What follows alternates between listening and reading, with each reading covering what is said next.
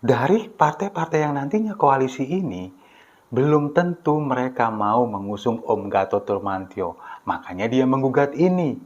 Padahal dia kemarin sudah menggugat ke MK dan ditolak mentah-mentah oleh MK. Karena ini sudah sesuai dengan konstitusi. Tapi Om Gatot ini nggak mau. Dia tetap kepengen menolak ini supaya dia sendiri bisa nyapres. Karena ya seperti yang kita tahu, partai-partai nggak mungkin ada yang mau mengusung dia.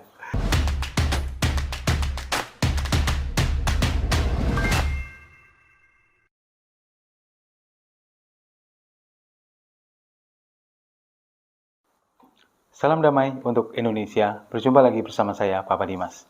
Info kali ini datangnya dari mantan Panglima TNI, Om Gatot Nurmantio. Jadi beberapa hari yang lalu, Om Gatot ini datang menemui Wakil Ketua MPR RI, Hidayat Nur Wahid, bersama dengan rombongannya, yakni gerombolan sakit hati. Bukan, kami, Koalisi Aksi Menyelamatkan Indonesia. Jadi, Gatot Nurmantio ini ke sana datang bersama teman-temannya. Ada Said Didu di sana dan juga ada Refli Harun. Mereka melayangkan mosi kudeta konstitusi. Apalagi itu. Jadi, sebelum kita ke mosi kudeta konstitusi, saya ingin menyoroti dulu dengan nama kami ini. Koalisi Aksi Menyelamatkan Indonesia. Indonesia ini mau diselamatkan dari apa sih, Om? Kalau misalkan ada yang harus diselamatkan dari Indonesia, ya dari golongan kalian sebetulnya, yang selalu merongrong pemerintah, memberikan, bukan kritik kalau menurut saya, tapi cenderung ingin menyuruh Presiden Jokowi untuk mundur. Justru kalian ini yang mau mengkudeta. Indonesia ini harus diselamatkan dari gerombolan kalian. Coba aja lihat di sana di kami. Ada Gatot Nurmantio, Said Didu, Rocky Gerung, Ahmad Dhani, ada juga Amin Rais. Ya mereka gerombolan-gerombolan yang gerombolan pecatan-pecatan itu. Nah, pada waktu menemui Hidayat Nur Wahid kemarin, mereka membawa dokumen berupa mosi kudeta konstitusi. Mosi kudeta konstitusi ini adalah sebuah pendapat dari mereka yang ingin menyuarakan, ingin mengkudeta, ingin menggulingkan konstitusi yang ada di Indonesia. Nah, jadi yang saya pahami seperti itu. Apa isi dari mosi kudeta konstitusi yang mereka bawa ini? Jadi, Om Gatot dan kawan-kawan ini ingin menyuarakan kepada MPR untuk segera membuat sidang MPR. Isinya apa? Ya isinya apa lagi kalau bukan ingin menggulingkan kekuasaan Presiden Jokowi, ingin menyuruh Presiden Jokowi mundur. Karena apa? Karena kalau ini dibiarkan, katanya Om Gatot, kalau dibiarkan Presiden Jokowi menjabat sampai nanti akhir jabatannya, negara ini akan menjadi negara mati. Negara akan menjadi negara mati karena pemerintahnya abai. Abai dari apa? Abai dari suara rakyat. Katanya begitu. Tapi pada kenyataannya, coba lihat sekarang. Bagaimana Presiden Jokowi memajukan Indonesia. Pembangunan infrastruktur yang begitu masif mulai dari Sabang sampai Merauke, terutama di wilayah Indonesia Timur. Coba lihat. Mereka katanya tidak butuh infrastruktur, tapi pada kenyataannya infrastruktur dipakai juga sama mereka. Ya kan? Nah, kemudian yang kedua, menolak untuk wacana presiden 3 periode. Ini kan isu yang sudah basi. Sebetulnya kalau kalian, Om Gatot dan kawan-kawan ini datang ke MPR membawa isu ini, sama saja dengan mahasiswa kemarin yang demo itu di bulan April lalu. Bedanya, mereka ini lebih senior. Caranya bukan demo di jalan, datang ke gedung di MPR, ditemui sama temannya sendiri, Hidayat Nur Wahid. Mereka kan satu server, ya kan? Nah, kemudian juga mendukung terciptanya merevisi Undang-Undang Cipta Kerja yang katanya undang-undang ini cacat. Nah, ini sama halnya dengan buruh juga, yang selalu setiap tanggal 1 Mei selalu ingin merevisi Undang-Undang Cipta Kerja. Apa bedanya? Sama aja, cuman bedanya kalian lebih senior.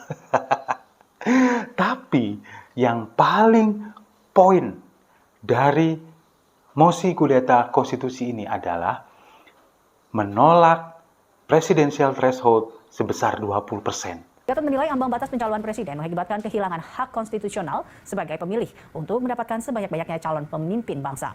Ambang batas juga dinilai mengamputasi fungsi partai politik untuk menyediakan dan menyeleksi calon pemimpin masa depan. Karena apa? Karena dengan adanya presidensial threshold 20% ini, Gatot Nurmantio nggak bisa nyapres. Karena apa? Karena nggak ada yang mau mengusung dia dari capres. Apalagi kalau kita melihat survei, hasil survei dari lembaga survei kredibel beberapa waktu yang lalu. Nama Gatot Nurmantio, elektabilitasnya semakin turun, dan semakin turun. Bahkan kalau sekarang mungkin hilang suaranya. Makanya sebelum suara itu hilang, dia cari panggung lagi dengan cara seperti ini. Kelamaan nganggur sih Om. Nah, lagi pula, dengan presidensial threshold 20%, ini kan berarti partai yang punya suara 20% pada pemilu sebelumnya, cuman itu yang boleh mengusung calon presiden dan wakil presidennya sendiri. Dan untuk tahun 2024 nanti, itu cuman dipunyai oleh PDI Perjuangan. Partai-partai lain suaranya tidak seperti itu. Tidak nyampe ke situ, jadi harus berkoalisi. Nah, dari partai-partai yang nantinya koalisi ini, belum tentu mereka mau mengusung Om Gatot Nurmantio. Makanya dia menggugat ini. Padahal dia kemarin sudah menggugat ke MK dan ditolak mentah-mentah oleh MK. Karena ini sudah sesuai dengan konstitusi. Tapi Om Gatot ini nggak mau. Dia tetap kepengen menolak ini supaya dia sendiri bisa nyapres. Karena ya seperti yang kita tahu, partai-partai nggak mungkin ada yang mau mengusung dia. Nah, kemudian begini Om, kalau memang misalkan Anda ingin merubah ini semua, Anda ingin menjadi presiden, kenapa sih nggak bikin partai sendiri? Kayak Pak Amin Rais misalkan, bikin partai umat, Fahri Hamzah bikin partai Gelora, Keluarga Cendana bikin partai berkarya. Anda juga harusnya bisa bikin partai sendiri. Kenapa Om? Takut nggak laku? Ya kayak partai-partai baru ini semua suaranya 0,% sekian ya kan. Nah, kalau misalkan Om pengen bikin partai, saya punya usul nih Om. Gimana? Kan ini organisasinya namanya KAMI, Koalisi Aksi Menyelamatkan Indonesia. Kalau mau bikin partai, saya punya usulan nama, Partai Indonesia Selamat, disingkat PIS. Nanti benderanya ada kupu-kupunya. Kalau memang membahas kaum-kaum oposisi, terutama mereka para barisan sakit hati, kaum pejabat, ini memang lucu-lucu begitu. Dan kita di sini kepingin meluruskan pola pikir mereka. Ayolah, jangan bertindak bodoh seperti ini. Sesuai konstitusi aja, janganlah sedikit-sedikit suruh mundur lah presiden, sedikit-sedikit suruh mau kudeta, menggulingkan kekuasaan. Secara konstitusi, kalau mau berani, ayo bertarung secara konstitusional, bikin partai seperti itu.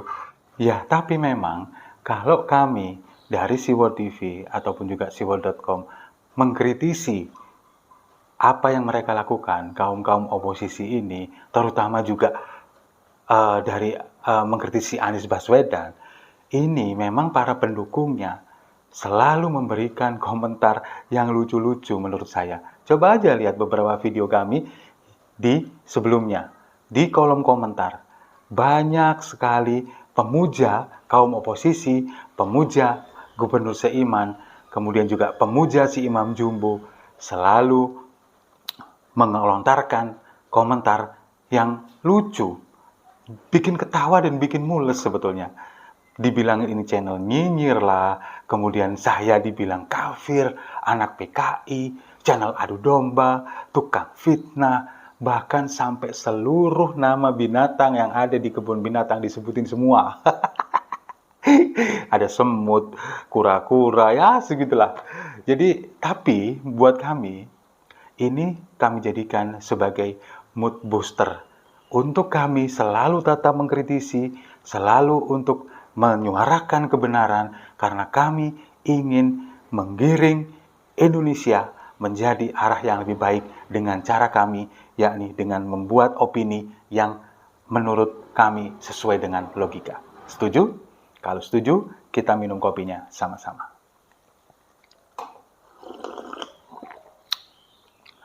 Saya rasa itu, terima kasih sudah menyimak. Jangan lupa like, komen di kolom komentar, dan subscribe sekarang juga. Ayo, saya tunggu. Salam damai untuk Indonesia.